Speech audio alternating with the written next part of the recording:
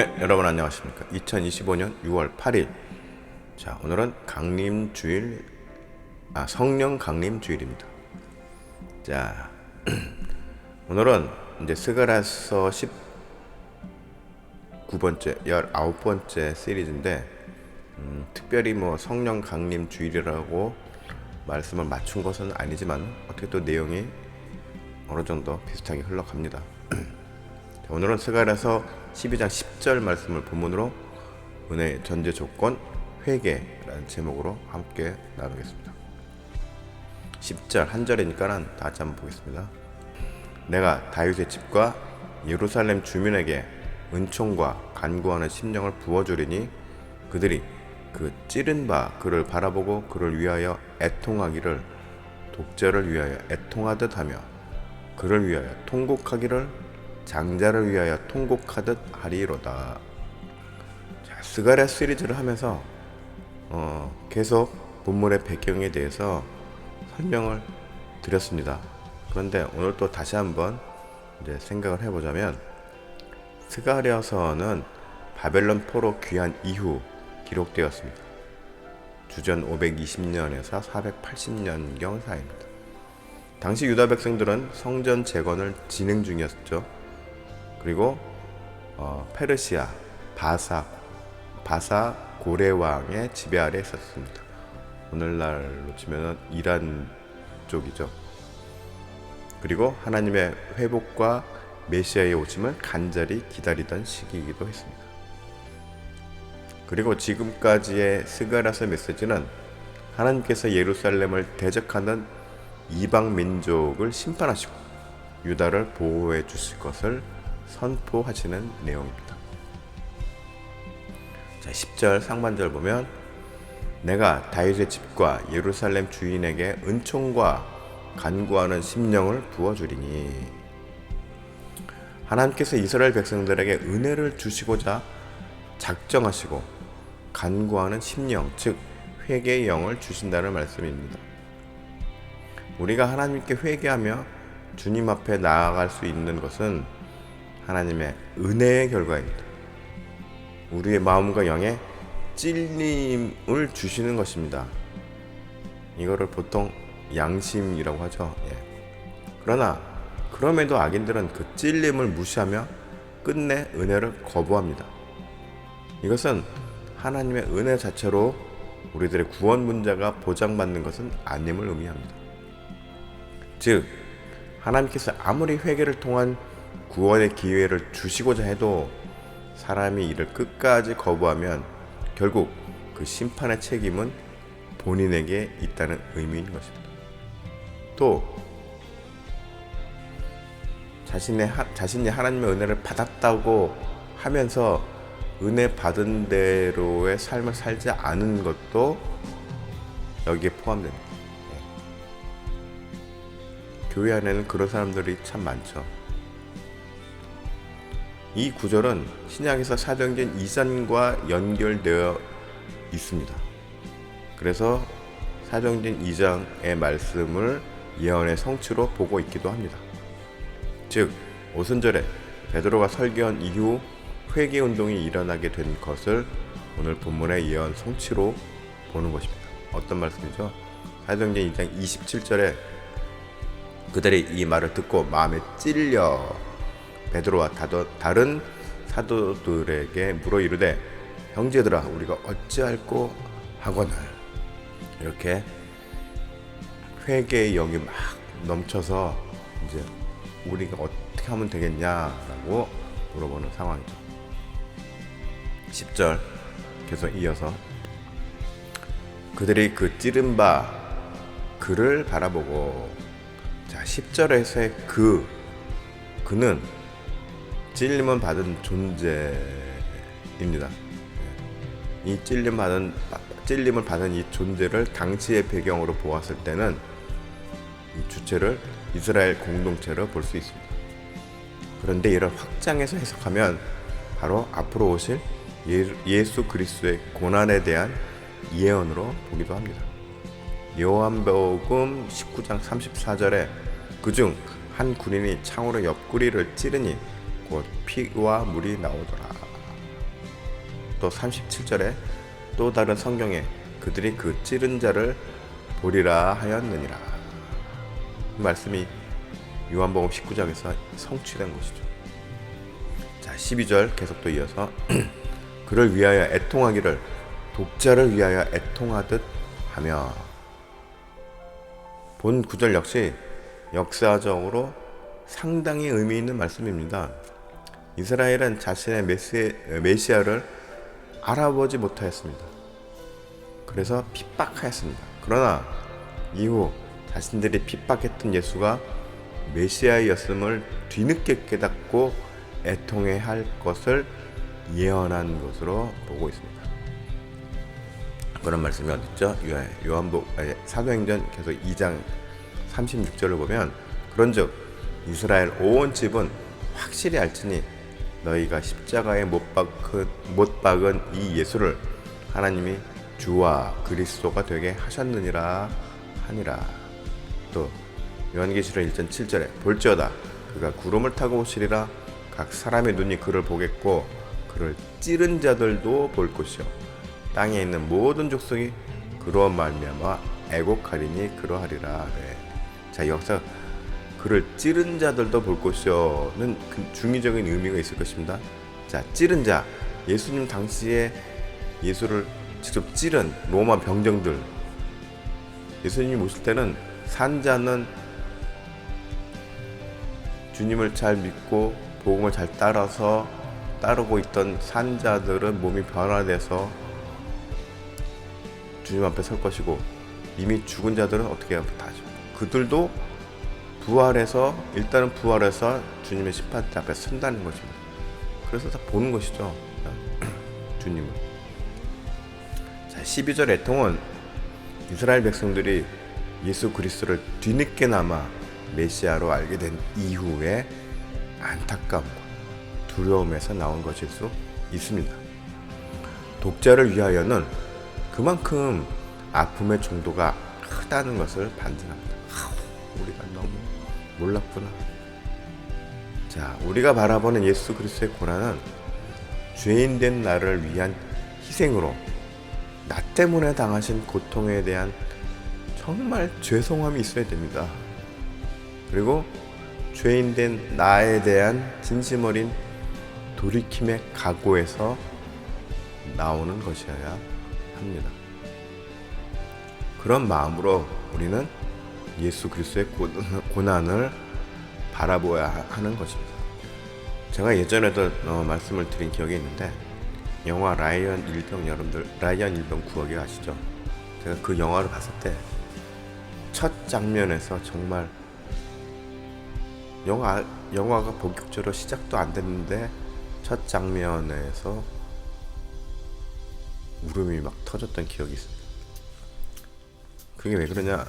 라이언 일병이 첫 장면에서 이제 그 늙은 라이언 일병이 식솔들을 데리고 국립묘지를 갑니다. 그리고 자신을 구해줬던 존 밀러 대위의 그 비석 앞에 딱 서서, 거기까지는 몰랐죠. 근데 그 비석 앞에 서서 자기 아내를 옆에 두고 아내를 바라보면서 이런 말을 합니다. 내가 지금까지 열심히 살아왔다고 말해줘. 이런 말을 합니다. 존 밀러 대위 앞에서 내가 정말 열심히 성실하게 살아왔음을 말해줘. 아내에게 이런 말을 합니다. 이건 뭐죠?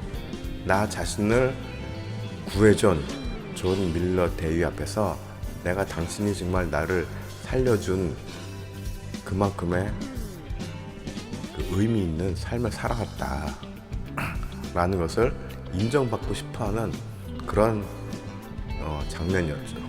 저는 그 장면에서 우리가 정말 예수님의 십자가 앞에서 이런 마음으로 살아야 된다라는 생각이 들었습니다. 우리가 누군가에게 이 육신의 목숨을 구함을 받았을 때, 내가 죽을 위해서, 그러면 그 사람을 생명의 은인이라고 생각하면서 평생 그 사람을 생각합니다. 그런데 우리는 정작 예수님을 나의 생명의 은인으로 이렇게 뼈 깊이 체감하면서 살아가는 것은 많이 그냥 의례적으로 뭐 예수님은 나의 구원자시 이런 말을 합니다. 뭐 이렇게 합니다. 그런데 정작 우리의 삶을 보면은 과연 우리는 라이언 일병과 같은 마음가짐으로 살아가고 있느냐 라고 보았을 때는 생각해 볼 문제가 필요가 있다라는 것이죠. 우리는 이러한 라이언 일병과 같은 각오로 예수님이 나를 구원해준 생명의 은인이다.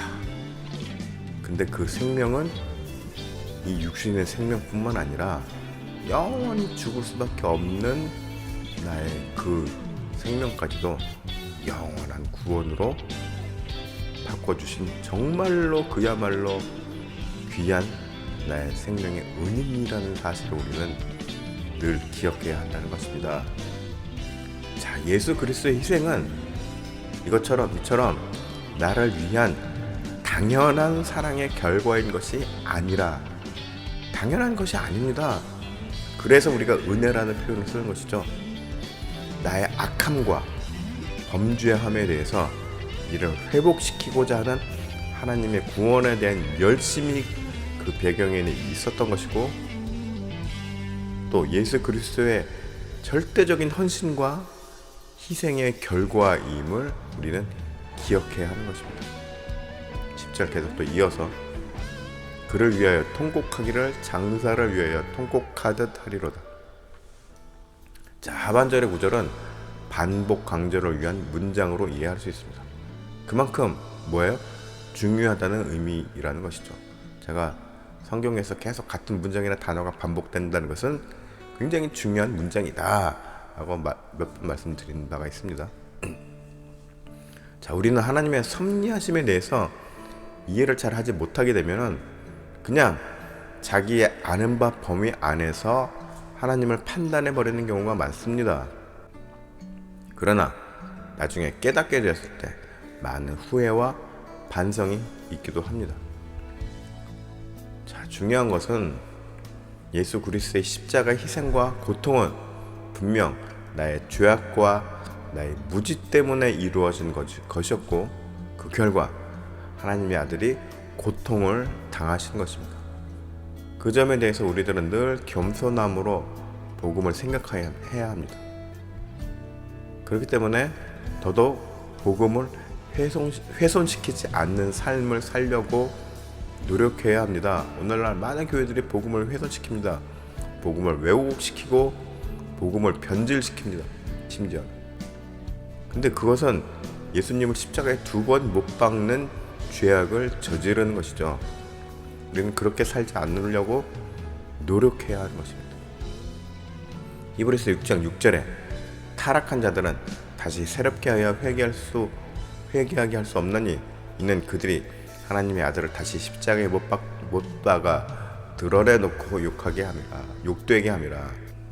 악한 자들은 계속 마음에 찔림을 주지만 그 찔림을 애써 거부하는 겁니다. 아까도 말씀드렸지만 거부하고 무시하고 그 찔림을 계속 아니야 이거는 이러면서 자기가 생각한 대로 의지대로 행동하는 것이죠. 결국 우리가 하나님의 은혜 아래 거하며 예수 그리스도의 복음에 온전히 녹아든 성도로 살아가기 위해서는 어떻게 해야 될까요? 내가 죄인임을 늘 자각하면서, 내가 죄인임을 늘 상기하면서, 아까 누구야? 라이언 일병처럼, 라이언 일병이 밀러 대위의 묘비 앞에서 내가 지금까지 열심히 살아왔음을 아내에게 인정받고 싶어 증인이 되어달라 이렇게 이야기를 하는 거죠. 존 밀러 대위 앞에서 간접적인 거죠. 대위님, 소대장님, 제가 당신이 구해준 이 삶으로 정말 지금까지 열심히 살아왔어요. 부끄럽지 않은 삶을 살려고 했습니다 라는 것을 아내를 통해서 말하고 싶은 거였죠. 그런데 우리가 예수님 앞에서 십자가 앞에서 이런 고백을 해야 되는 것입니다. 그것이 늘 내가 죄인임을 자각하는 말인 것입니다. 고백인 것입니다. 그리고 그렇기 때문에 늘 근신해야 합니다. 우리는 내가 죄인임을 알고 인정하면서 근신함으로 말씀을 살피고 주의 은혜로 주의 지혜로 온전히 복음을 지켜 나가는 것이 중요합니다. 복음을 지켜 나간다는 것은 무엇입니까? 복음대로 내가 살아가는 겁니다. 부끄럽지 않은 삶 살려고, 주님 앞에 부끄럽지 않은 삶을 살려고 노력하는 것입니다. 노력하는 것이 중요합니다. 노력. 살다 보면 또 연약한 대로 살아갈 수도 있습니다. 그러나 노력해야 할 것입니다. 또 그렇게 좀 부족하게 살았을 때는 다시 돌이키고자 애쓰는 것도 필요한 것이죠. 아무튼 이렇게 전반적으로 노력하는 것이 중요하다는 말입니다. 그런데 교회에서는, 대한민국 교회에서는 은혜만을 강조합니다. 은혜. 내가 하나님의 은혜를 받았으니 이건 불가항력적인 은혜이기 때문에 나는 구원을 받은 거야. 근데 그 은혜를 유지하기 위해서는 노력이 필요하다는 말입니다. 그 노력은 강조하지 않습니다. 그러니까 이율배반적인 행동이 나타나는 겁니다. 교인들의 모습에서. 은혜를 받은 사람이 은혜를 받은 사람으로서의 모습이 나타나지 않는 것입니다. 여전히 늘 세상에서는 자기의 이익만을 위해서 살고, 그래서는 안 된다. 은혜를 받았으면 은혜를 받은 만큼의 합당한 노력이 필요하다. 그게 잘 이해가 안 될 때는 라이언 일병을 생각하면 된다. 여러분 어떠십니까? 나는 과연 나의 생명의 은인 되시는 예수 그리스도의 그 십자가 앞에서 라이언 일병의 존 밀러 대위 앞에서 고백했던 그 마음으로 설 수 있느냐, 쓰고 있느냐 라는 것이 중요하다는 것이죠. 계속 여러분들도 그런 고백이 있기를 바랍니다. 자, 여러분들 모두 이렇게 자신의 부족함을 늘 인정하며 언제나 주님의 은혜를 구하며 복음을 위해 살아가는 그런 복된 성도들이 되시기를 축복합니다.